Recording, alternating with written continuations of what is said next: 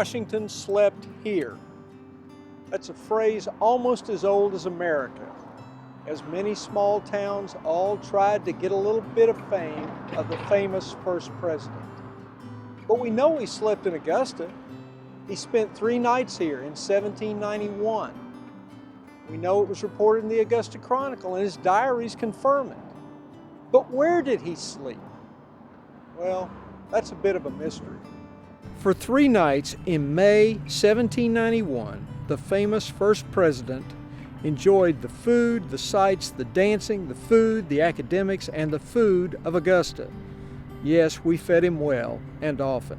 The historical record offers a modest review of his days here, but a frustrating lack of documentation on where the then 59-year-old chief executive tucked in for the night.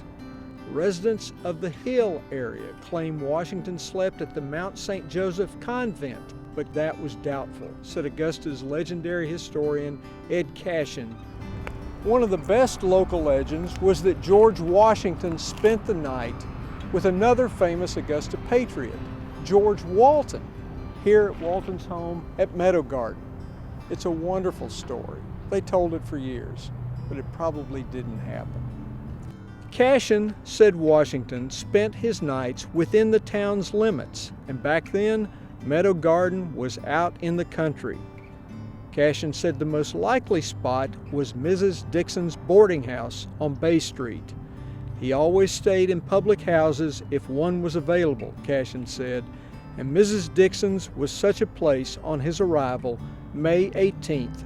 The Dixon house vanished maybe 2 centuries ago, and Cashin told a reporter that the Savannah River levee probably sits where the boarding house once entertained guests. Or maybe not. But in some of Cashin's other writings, he places Mrs. Dixon's boarding house here, in what is today a parking lot near 4th and Bay Streets. It's relatively quiet, which is good because you never know when someone might be sleeping.